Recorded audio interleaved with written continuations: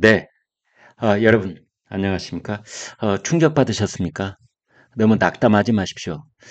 이재명 대표 공직선거법 위반 서울고등법원 항소심 선고에서 그동안 여러 가지 그 범법 혐의로 제기되어 온 그 김문기 전 성남시 도시개발공사 개발 1처장을 모른다고 했던 그 거짓말, 그리고 국토부에 협박이 있었다는 거짓말, 이런 것이 허위사실 공표 혐의에 해당된다 해서 1심에서는 징역 1년에 집행유예 2년 선고가 됐었는데, 오늘 있은 항소심에서는 그 모두에 대해서 무죄를 선고를 했습니다.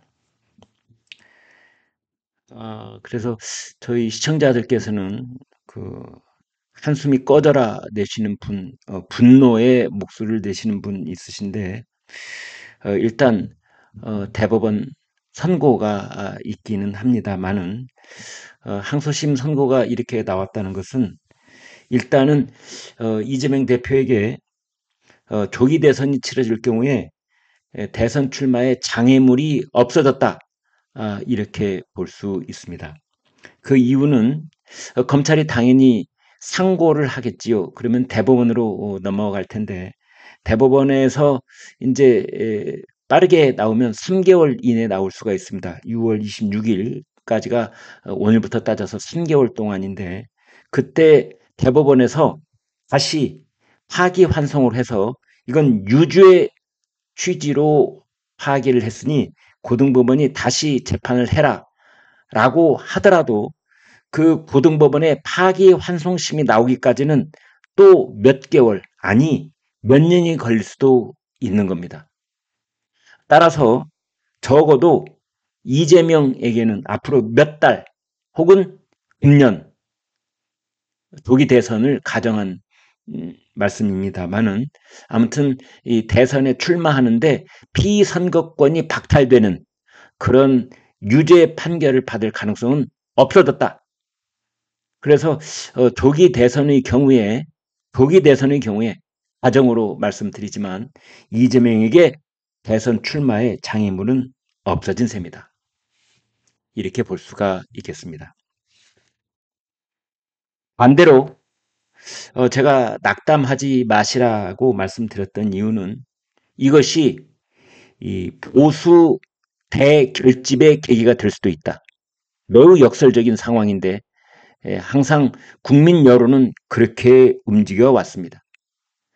오늘 서울고등법원이 이재명 대표에게 사실상 면죄부를 안겨준 셈인데, 이것을 본 국민들은 이제 아마 어떤 그 환상에서 깨어나서 현실의 그 냉엄한 배치 국면을 뼈저리게 느끼셨을 수도 있다, 이런 생각이 드는 겁니다. 특히 국민의힘 현역 의원들, 국민의힘 당원들 중에 계엄에 대해서 뭐 찬성이다, 반대다, 또 윤석열 대통령 탄핵에 대해서 찬성이다, 반대다, 이렇게 양쪽으로 갈려서 서로 따지고 토론을 벌여왔던 것이 얼마나 부질없는 짓이었는지를 똑똑히 깨닫게 됐을 것입니다. 이제는 차하면 정권이 넘어간다는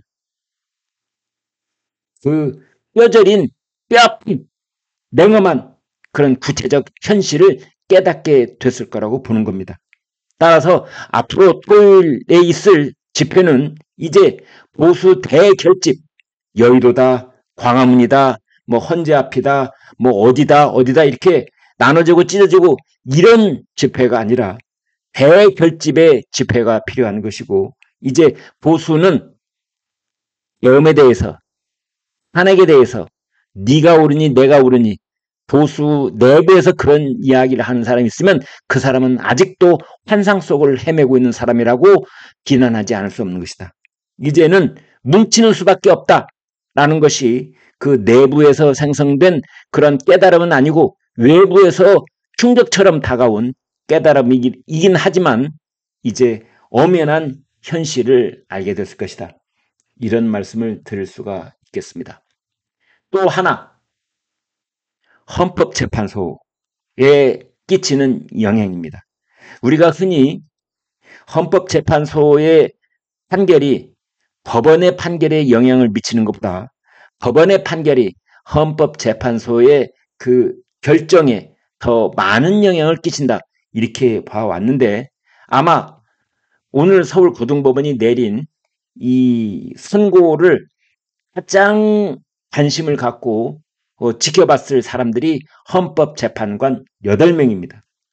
이 헌법재판관 8명도 충격을 받았을 겁니다.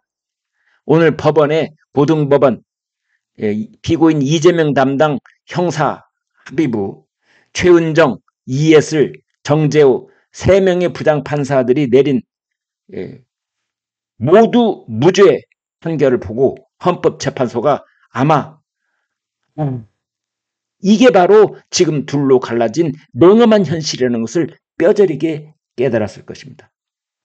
따라서 지금 헌법재판소는 정영식, 조한창, 김복형, 정현식, 조한창 이 3분의 재판관은 윤석열 대통령을 기각해야 된다는 그 생각을 더 한층 재확인하고 결심을 굳혔을 가능성이 있고 그 다음에 중도층으로 분류가 됐던 그러나 약간 진보 쪽에 기울어 있는 중도로 분류가 됐던 김형두 재판관 역시 어떤 사법적 균형 감각이라는 큰 충격 속에 김형두 재판관도 윤석열 대통령마저 정치 중앙무대에서 사라진다면 이제 이재명의 아무 장애물 없는 동무대가 될 것이다. 그것만은 안 될 것이다. 라는 생각을 본인도 모르게 하지 않을 수 없을 것이고 이건 역시 그런 사법적 어떤 중립과 균형을 찾으려고 하는 그 본능적인 노력 속에 김영두 재판관도 어쩌면 문영배, 이미선, 정정미 이런 재판관들도 윤석열 대통령 또한 살려내야 된다. 현직에 복귀시켜야 된다. 이런 의견과 그런 교감을 나누게 될 가능성이 높다. 저는 그렇게 보는 겁니다. 마지막에 한 사람 남아있는데 정계선 재판관은 아마 한덕수 국무총리 탄핵 소추 때 혼자 그 탄핵 인용 의견을 냈던 정계선 재판관이니만큼 아마 그 뜻을 그대로 유지할 가능성이 없잖아 있다고 보는데 나머지 7 재판관들은 적어도 오늘 대단히 큰 충격을 받았을 것이고 윤석열 대통령 절차적 정당성 거기에 더 귀를 기울이고 그래서 이 대통령을 기각, 대통령 탄핵 소추를 기각 혹은 극하 쪽으로 의견을 모으게 되는 그런 역설적이고도 결정적인 계기가 되지 않을까 이런 예상도 해봅니다. 아무튼 오늘 서울고등법원이 이재명 대표에 대해서 그 공직선거법 위반 허위사실 공표 혐의를 모두 무죄로 판단함에 따라서 이제 윤석열 대통령이 현직에 복귀를 하게 되면은 윤석열, 이재명, 윤석열, 이재명 지난 3년 동안 진행되어 온 그 윤석열, 이재명 양 진영의 대결 국면이 제2라운드를 본격적으로 시작하게 될 것이다. 그래서 계엄이 선포된 지난 12월 3일 이전 작년 11월 상황으로 급거 되돌아가는 그런 일이 벌어질 수 있을 것이다. 그 다음에 지금 민주당에서 최상목, 한덕수, 최상목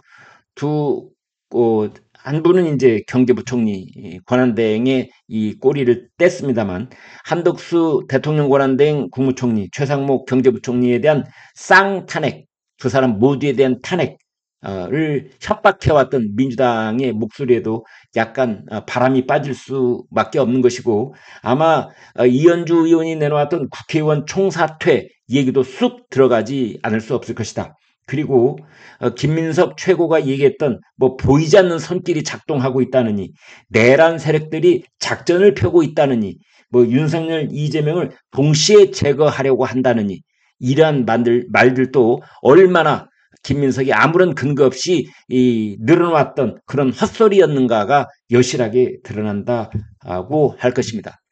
아무튼 이 지점에서 중요한 것 2가지만 강조하고자 하는 것입니다. 하나는 우리 국민들께서 이제 법원이 됐든 헌법재판소가 됐든 우리 사법부 그 판관들이 가지고 있는 것에 대한 그들의 판단과 그들의 생각에 대한 신뢰도가 저 바닥까지 처참하게 깨져버리고 말았다.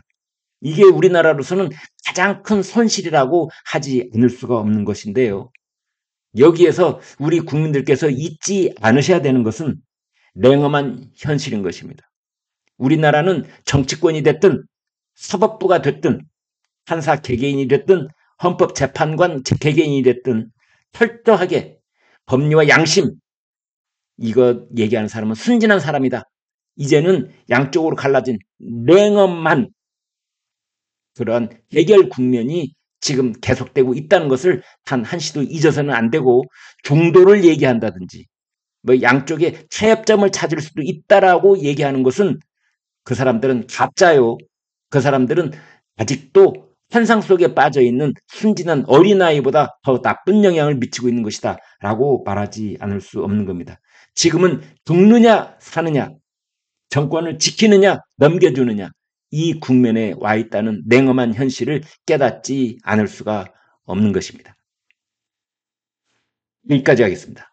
여러분 고맙습니다.